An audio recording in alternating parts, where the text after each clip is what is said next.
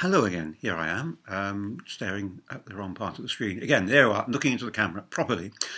Well, here I am again. I've just noticed that staring at the screen, I've done the thing you must never do when making these sorts of presentations, is forget to move your books, your travel books. Well, there you are. There's last year's holiday. And alas, there's this year, well, not going there anytime soon, I suspect. However, let's hide those somewhere. I'm sure they'll come in useful eventually. Meanwhile, we are stuck here, although Eastertide is a bit of a journey. Last week, the Gospel was about the journey to Emmaus. Well, nowadays we're not even allowed that far. But that was really a journey into what we do every time we come to Mass. Every time we receive Jesus in the sacraments, we listen to the Scriptures. Did not we feel our hearts burning within us, the two disciples say to each other, because they knew him, they saw him in the breaking of bread. That was last week. This week, we got a different sort of journey, although there's a lot of movement in it. The Gospel is from St. John, and it's about, it's Jesus talking, describing himself in terms of being a shepherd, and rather confusingly, of being the gateway to the sheepfold, where the sheep are kept safe. But then St. John's Gospel is always a bit like that. The image moves about a bit. So it's no surprise that halfway through the Gospel passage that's selected, they all sort of start murmuring, and Jesus has to take them indoors to explain what he means, or at least try to. But I think we can understand something of the journey that he's talking about, because the sheep must be kept safe. It's tough being a sheep. You're out there looking for something to eat, and there's something out there looking for an opportunity to eat you. And at night you have to be brought back to the safe place, the sheepfold. And you'll only get there if you can get through the right gate. So how do we get to the safe place? Through the gate to the sheepfold. And that's Jesus Christ, of course. But we don't just stay in there, we have to come out again. We have to come out and look for food. We have to be fed. And the only way we're going to find our way to the right place is by following the voice of the shepherd who cares for us so much that he'll give up his life to look after his flock of sheep. We need to know what his voice is so that we can follow him.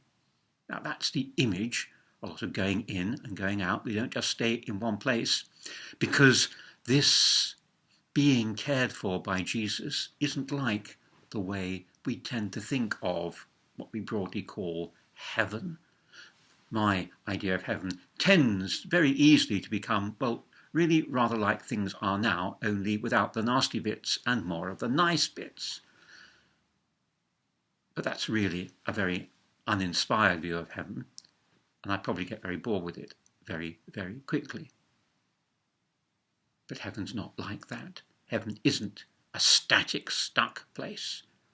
Heaven is where things are always changing for us, because heaven is where we are meeting God, and there's always more and more and more of God to meet. It's a journey, going further and further.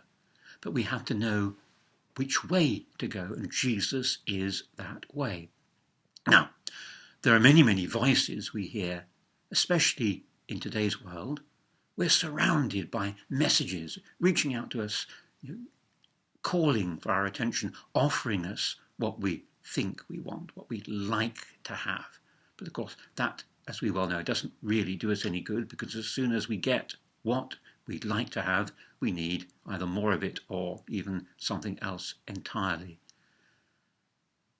Having more, in that sense, doesn't get us anywhere and leaves us, in fact, stuck in the same place, because we're not listening to the voice of the shepherd who knows how to feed us properly.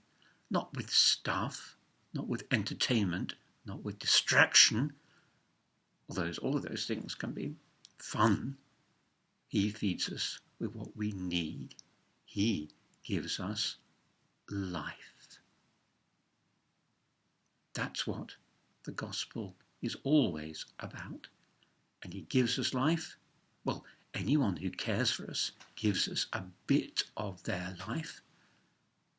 He cares for us so much, he gives us all of his. And that's something we need to hold on to, having all of someone's life. Because if you're in that position, you can't give it back. You can't say, I'd like something else instead, please. You can throw it away.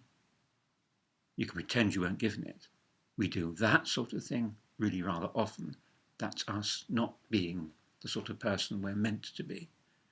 But this life, if we accept it, it's something we have to live. It has to be our thinking and our feeling, our wanting and our needing. It has to be that, to the exclusion of all those other voices which call out to us all the time. But we don't need to listen to them. We do need to listen to him. He's the shepherd who says, follow me, come out from the sheepfold, or follow me, I'm the way into it, the safe place where we can be and not be picked off one by one by the predators, the things out there which are out to get us. The journey into Easter is a journey into someone's life. It's the life that Jesus has in the resurrection. That puzzling life where he appears and disappears, where he can be with his disciples, where he knows what they've said and done, and where they don't always immediately recognize him, but have to come to discover him. In a way, of course, for them it's going back over all that's happened, that's described to us in the Gospels, where again and again they don't really understand him. They don't grasp what's going on and ask for the wrong things and come to the wrong conclusions. In the resurrection, they have to do that again. But this time, they discover, because of their experience of the crucifixion, the experience of their abandonment of him, they come to realize what the answers might at least begin to be for them. And all the apostles' lives are changed because of that. They become different people. We are apostles too, because we've been called and because we're sent out to live the gospel. Just now our going out isn't a going very far, if at all, but we still live the gospel because we're still alive and we're growing into more life. The resurrection isn't life just lived on and on and on and on. It's beginning to be properly alive, properly moved.